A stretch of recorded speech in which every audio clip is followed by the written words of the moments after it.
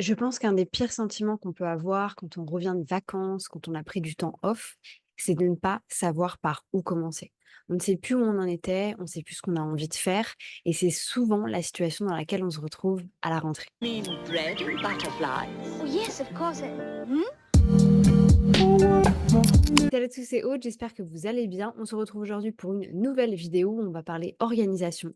Et en particulier, je vais vous donner exactement le process que j'ai mis en place pour préparer cette rentrée et les 4 prochains mois. Comme je vous le disais dans l'introduction, souvent, on se retrouve après avoir pris du temps off, après avoir pris des vraies vacances et tout simplement un petit peu plus déconnecté l'été, à arriver au mois de septembre et à ne juste pas savoir quelles sont les priorités. Par quoi est-ce que je dois commencer? On a aussi cette sensation de il ne reste plus que 4 mois.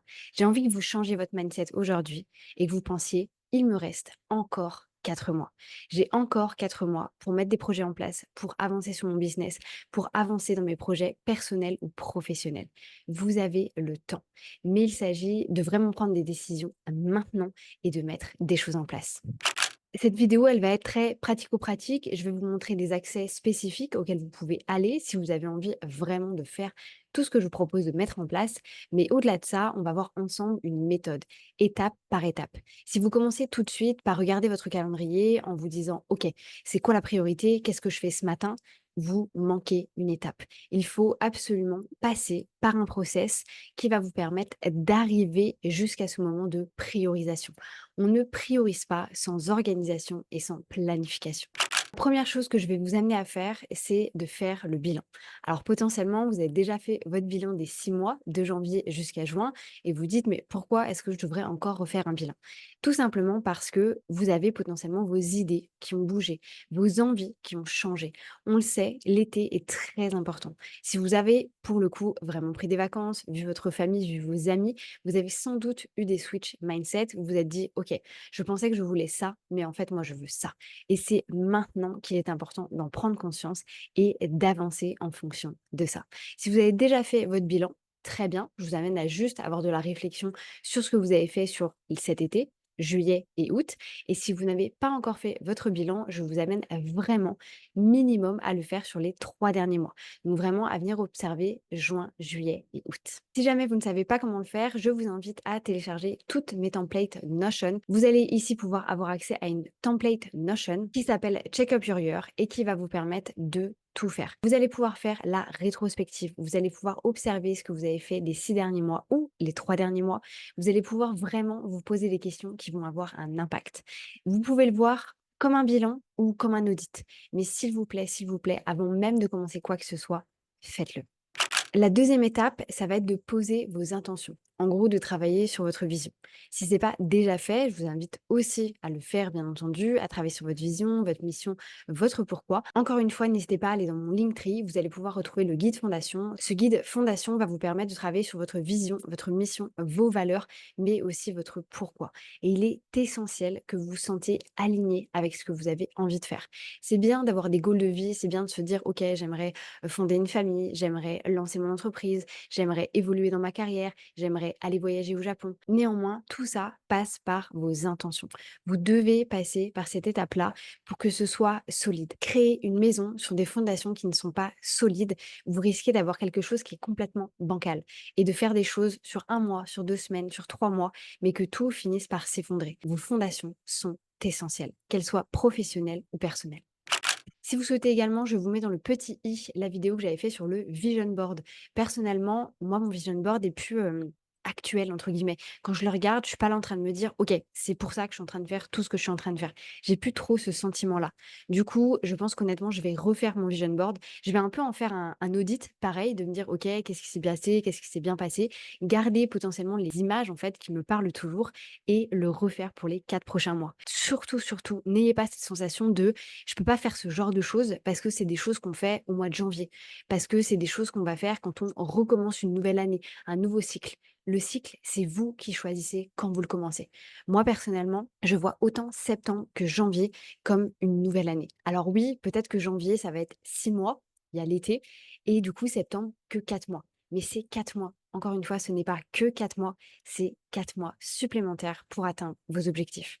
Une fois que vous avez posé vos intentions, vous avez travaillé sur votre vision, vous savez pourquoi est-ce que vous faites les choses. Encore une fois, je vous le répète ici, mais vous pourrez le retrouver dans le guide fondation. La vision, c'est la destination que vous avez choisie. La mission, c'est comment est-ce que vous allez atteindre cette destination. Et le pourquoi, c'est la raison pour laquelle vous avez choisi cette destination. Et c'est pour ça que les trois sont essentiels. Néanmoins, c'est un peu subjectif, c'est pas tangible. C'est pour ça que vous devez, en troisième étape, absolument définir vos objectifs. Si ce n'est pas déjà fait, je vous invite bien entendu à nous rejoindre à l'intérieur du Master Notion. Vous aurez toutes les informations pour justement travailler sur vos projets, votre gestion de projet, etc. Vous avez le lien directement en barre d'infos. Mais si ce n'est pas le cas, je vous invite tout simplement à faire l'exercice de prendre votre vision board, de prendre les objectifs que vous avez et de venir les découper. Avoir un objectif de courir un marathon, c'est un objectif qui est hyper large. Au-delà de ça, c'est un petit peu comme une vision, il va falloir le découper en étapes. Si j'ai envie de courir un marathon, jamais couru de ma vie, il faut que je commence par faire des 5 kilomètres, puis des 10 kilomètres, puis des 20 kilomètres, etc., etc., etc. Donc, je vous en supplie, venez découper un maximum vos objectifs. Une des techniques qui est la plus connue et que vous connaissez sans doute, mais je vais la répéter quand même, c'est la technique des objectifs SMART. Les objectifs SMART sont extrêmement utilisés parce qu'ils vous permettent tout simplement de faire un travail vous-même sur la qualification de vos objectifs. On va avoir S comme spécifique, M comme mesurable, A comme atteignable, R comme réalisable et T comme temporel. Il est important que chacune de ces catégories soit complète quand vous allez définir un de vos objectifs. Une fois que vous avez défini vos différents types d'objectifs afin de réaliser votre vision, il s'agit maintenant de faire un plan d'action.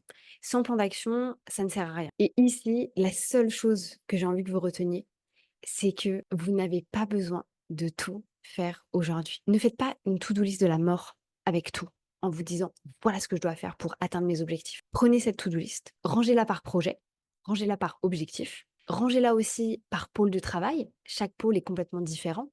On va avoir des pôles qui sont beaucoup plus opérationnels, des pôles qui sont beaucoup plus créatifs, des pôles qui sont beaucoup plus sur nos intentions, sur le développement personnel. Rangez-les dans des catégories. Parce qu'à certains moments de votre vie, de votre semaine, de votre journée, vous n'êtes pas dans le même mindset et vous n'allez donc pas réussir à faire les mêmes types de choses. Je vous donne un exemple. Aujourd'hui, je suis en train de filmer des vidéos YouTube. On est lundi matin. Le lundi matin, je suis en pleine forme, je suis très créative, j'ai envie de faire ce genre de choses. Vous me demandez de faire les mêmes vidéos le vendredi soir à 17h et j'ai pas envie. Ma jauge de créativité, elle est complètement à 0%. Et c'est là que c'est important aussi de vous connaître pour pouvoir prendre des bonnes décisions par rapport à vous et ne pas essayer d'aller toujours à contre-courant. Vous savez, quand vous avez cette sensation d'être toujours en tension, parce que justement, vous avez des objectifs, mais vous n'arrivez pas à les mettre en place, vous avez un plan d'action, mais vous n'arrivez pas à passer à l'action, c'est parce que vous êtes en contre-courant par rapport à votre propre personnalité. Donc, il est extrêmement important de bien vous connaître, mais aussi d'accepter qui vous êtes. Il y a des gens qui vont être plus productifs que d'autres à certains moments de leur vie. Il y a des gens qui vont l'être moins. Mais ça ne veut pas dire que c'est des gens qui sont moins bien que les autres personnes, c'est juste qu'elles sont différentes et qu'il faut faire avec ces différences-là. Si moi, je suis très productive, vous avez peut-être des forces que moi, je n'ai pas. Donc, arrêtons de se comparer, arrêtez de penser qu'il y a un type de personne parfait et arrêtez d'aller à contre-courant. Faites les choses pour vous et aussi toujours penser, et ça on en parlera dans un point juste après, à l'instant présent.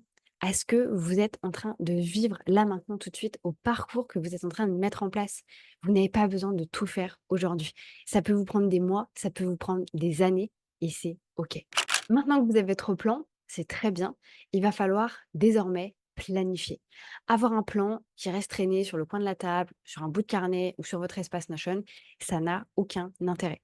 Il faut maintenant planifier. Il faut maintenant vous mettre du temps pour pouvoir passer à l'action.